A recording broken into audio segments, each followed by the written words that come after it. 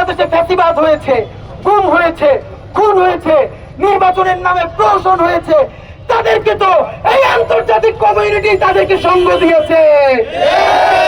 এক ফোঁটা বিন্দু রক্ত থাকতে খুনি আওয়ামী লীগকে আমরা পুনর্বাসন করতে দিব না। আওয়ামী লীগকে নিয়ে যদি ইলেকশন করতে হয়, বাংলাদেশে রক্তের যমুনা বয়ে যাবে। আওয়ামী লীগ মানেই কসাই, আওয়ামী লীগ মানেই গণহত্যাকারী, আওয়ামী লীগ মানেই খুনি। বিএনপি আপনারা ঠিক কোন কারণে আওয়ামী লীগের নিষিদ্ধের ব্যাপারে অবস্থান গ্রহণ করেন নাই? জামাতে ইসলামী কোন প্রেসক্রিপশনে আওয়ামী লীগ নিষিদ্ধের ব্যাপারে স্পষ্ট বিবৃতি দেন নাই? এখন পর্যন্ত রাজনৈতিক দল হিসেবে এনসিপি কে দেখেছি, তারা আউট এন্ড আউট বলেছে আওয়ামী লীগকে নিষিদ্ধ করতে হবে। মাননীয় প্রধান উপদেষ্টা, আপনি আমাদের নতুন বাংলাদেশের সিপাহ সালার, সেই শ্রদ্ধা জানিয়ে বলতে চাই, যেই পরাশক্তি আপনাকে এসে বলে আওয়ামী লীগ সাথে না থাকলে ইনক্লুসিভ ইলেকশন হবে না, আপনাকে তিনটা কথা বলি মাননীয় প্রধান উপদেষ্টা, আপনি তাদেরকে আল্লাহর ওয়াস্তে জিজ্ঞেস করেন। নাম্বার 1, 2014-তে 154টা আসন আনকনটেস্টেড হয়ে গিয়েছিল, তখন এই ইন্টারন্যাশনাল কমিউনিটি কোথায় ছিল? কেন সে আওয়ামী লীগকে বলে নাই এই ইলেকশন মানি না?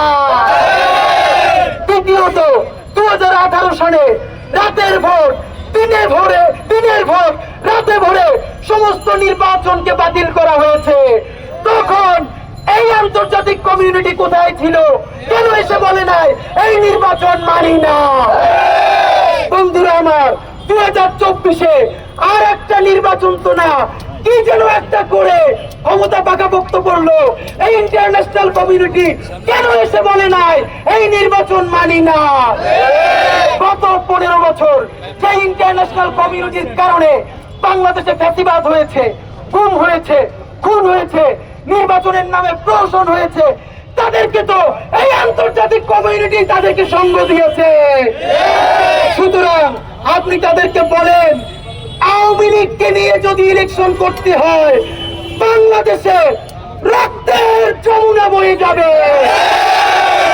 2000-এর মতো শহীদ, 50,000-এর অধিক অন্ধ পঙ্গু, তাদের বাবা মা ভাই বোনের রক্তের কসম, মাহে রমজানে এই রোজাদার ভাইরা, আমার ভাই, আমার বোন রুদ্র সেন, রিয়াগো, আনাস, ওয়াসিম, মুখের রক্তের কসম, আমাদের গায়ে এক ফোঁটা বিন্দু রক্ত থাকতে খুনি আওয়ামী লীগকে আমরা পুনর্বাসন করতে দিব না। ভাইরা, আপনারা ভাবেন গুড আওয়ামী লীগ আর ব্যাড আওয়ামী লীগ নাই। আওয়ামী লীগ মানেই কসাই, আওয়ামী লীগ মানেই গণহত্যাকারী, আওয়ামী লীগ মানেই খুনি। আপনাদেরকে একটা সমীকরণ বলে চাই, আজকে সোহেল তাজ আরো 5-7 জন গুড আওয়ামী লীগকে সামনে রেখে বলবে শেখ পরিবার বাদ দিয়ে একটা ভালো আওয়ামী লীগ করতে চাই। আপনাদেরকে আমি কোন পলিটিক্যাল বিশ্লেষক না, একজন রাজপথের যোদ্ধা হিসেবে মনে করিয়ে দেই, এরপর একটা নির্বাচন হবে, সেই নির্বাচনে আওয়ামী লীগ অল্প কিছু আসন পেয়ে কোনো না কোনো ভাবে বিরোধী দলে থাকবে। বিরোধী দলের থেকে যত বদমাইশি রাজনীতি আছে, আওয়ামী লীগের যেটাই বাংলাদেশে কেউ বেশি জানে না। বিএনপি আপনারা ঠিক কোন কারণে আওয়ামী লীগের নিষিদ্ধের ব্যাপারে অবস্থান গ্রহণ করেন নাই? জামাতে ইসলামী কোন প্রেসক্রিপশনে আওয়ামী লীগ নিষিদ্ধের ব্যাপারে স্পষ্ট বিবৃতি দেন নাই? এখন পর্যন্ত রাজনৈতিক দল হিসেবে এনসিপি কে দেখেছি, তারা আউট এন্ড আউট বলেছে আওয়ামী লীগকে নিষিদ্ধ করতে হবে। ভাইয়েরা আমার, আপনাদেরকে জানাই, 2.5 বছর বিএনপি ক্ষমতায় থাকবে, 2.5 থেকে 3 বছর। এরপরে আওয়ামী লীগ বিরোধী দলে থেকে ভারতকে সাথে নিয়ে, ইসরায়েলকে সাথে নিয়ে এমন ষড়যন্ত্র করবে, 3 বছরের মাথায় বিএনপিকে লাথি মেরে ক্ষমতা থেকে সরিয়ে দিবে। তারপরে কি হবে?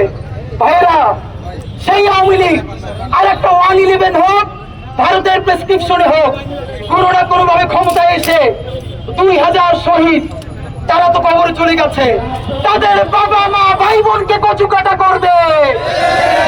50,000 আহত, প্রত্যেককে ধরে ধরে কচু কাটা করবে। সুতরাং আহতদেরকে বাঁচাতে, শহীদদের পরিবার বাঁচাতে, জুলাই যোদ্ধাদেরকে বাঁচাতে, রক্ত থাকতে আওয়ামী লীগ পুনর্বাসন করতে দিব না। ভাইরা আমার, আমাদের ঢাকা বিশ্ববিদ্যালয়ের ভাই বন্ধুরা এইখানে 3টা থেকে অবস্থান গ্রহণ করবে। ইনকিলাব মঞ্চ আওয়ামী লীগ নিষিদ্ধের দাবিতে, জুলাই, শাপলা, পিলখানা বিচারের দাবিতে রাজু ভাস্কর্যে অবস্থানে সংহতি প্রকাশ করছে।